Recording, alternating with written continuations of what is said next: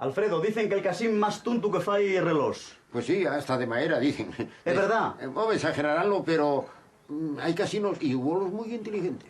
Hubo uno que hasta concedió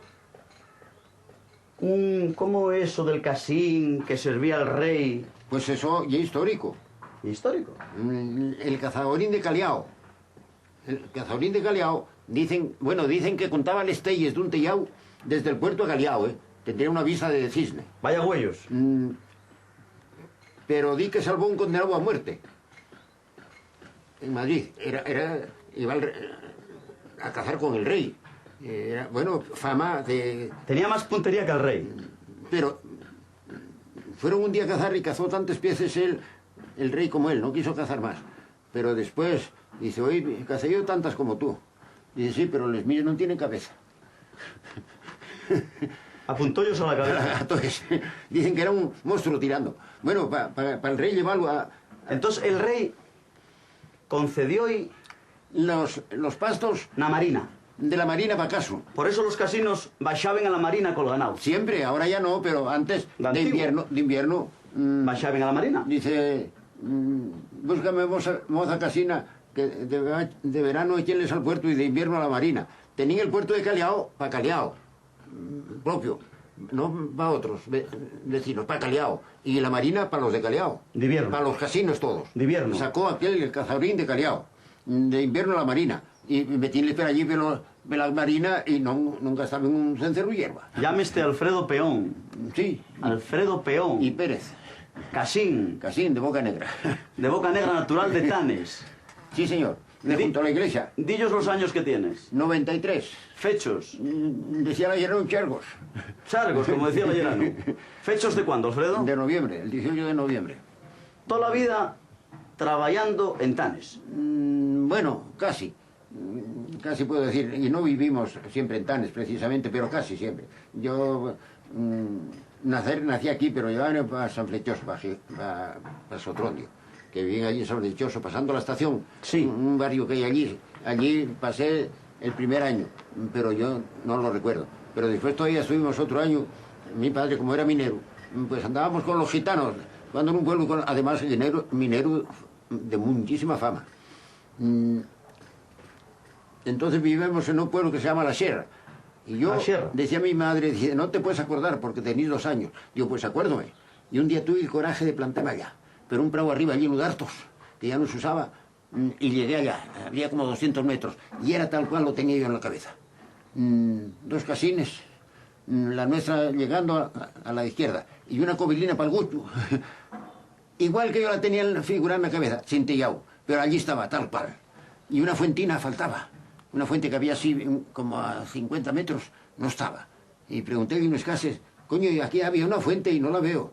Dice, todo esto fueron mines, hombre, y desapareció la fuente y todo esto. Fundióse. Por eso, al haber mines, la fuente desapareció. Y el terreno encontró lo distinto, un piacín. Digo, esto no era como era, y había unos salones viejos. Dice, ahí hubo mines y acabó con toda esa agua y con todo. Digo, por eso la fuente no está donde estaba, me cago en la madre. Tenía yo tal cual era. Pero en Tanes tocote... Vamos a ir andando para casa. Tocote andar con vaques, ovelles, cabres. La madre del alma. Toda clase de... hasta conejos criamos. Pero vaques y ovelles y cabres... Muchos. Cabres y ovelles, muchos. Y vaques... Coño, llegamos a tener 15 resulcos. Claro, de poco valor, pero hasta 15. Pero invernar 8, 7, 8, 9 algún año. Con pocos medios, claro. Después viste en negro de primavera cuando faltaba hierba, te veis como tantos. Todos queríamos una más, pero después faltaba hierba para ellas. Y no oye como que lo tienes aquí al pie. Faltaba aquellos meter. Claro, y hoy tienes pensión donde quiera, pero cuando aquello no tenéis ni perres ni dónde lo comprar. Si acababa la hierba les pasabais negros. ¿Cuántos ovelles llegasteis a tener? Pues... Entre cabres y ovelles. Pues entre cabres y ovelles... Llegué a enverangar en el monte, nunca se caí ahí de volando a media hora de allí de la cumbre. Pero allí casi llaneando. Allí enverangué 2 años, 150 y muchos entre cabros y ovelles, y cabritos y corderos. Yo aquí llegué a tener el mejor rebaño de cabres que nunca se vio, ni de ovelles que aquí yo no lo había conocido nunca tampoco. En ese ganado fuimos campeones. ¿Feciste queso? También lo hacíamos para en casa. También hacíamos queso de vaca y cabra, de ovejas nunca les catamos. Pero queso de cabra y vaca, había queso que te morís por ello. Casi para todo el año hacíamos, de verano, que os quitábamos poca leche a los cabritos. Porque los cabres, cuanto mejor les críes, más rendimiento te dan. En vez de parir a los 2 años, paren al año. Es verdad. Los cabres son los únicos animales que se doblen el valor abundantemente todos los años. Todos los años, que una vaca tarda en doblarse. Pero los cabres, la que pare 2 cabritos, ya se pasa de doblar en 1 año.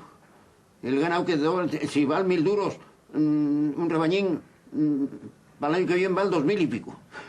Pero, además de trabajar en Tanes y de lo que vamos a charlar después, que es de la música, lo que te tocó da fecho fue la guerra. Ay, amigo, eso empecé a la empezadura. y acabé siendo prisionero de guerra, con una suerte loca, ¿eh? Eso sí es verdad. Tuve la suerte mejor del mundo, porque tener suerte en una guerra y mucha suerte. Pero tener la suerte que yo tuve, eso fue más que suerte. Yo siendo prisionero de guerra, llegué a hacer lo que me daba la real gana. Ser dueño de mí mismo. Ir a donde quería, sin preguntar. Más que decir, tengo que ir a Valencia, estando yo en Castellón. Fue donde más tiempo estuve. Yo... Y a los superiores, nunca mi teniente ni capitán, nunca, don fulano, don mangano. ¿Pero por qué te hicieron prisionero? Coño, porque los que estuvimos aquí voluntarios en la guerra, ya no valimos para soldados, ninguno. Ya todos nos echaron a batallón de trabajadores. Pero echaban por clasificación. Y el batallón mío teníamos la clasificación de la A, el mejor batallón de España. Como prisioneros de guerra, los mejores de España, de mejor conducta.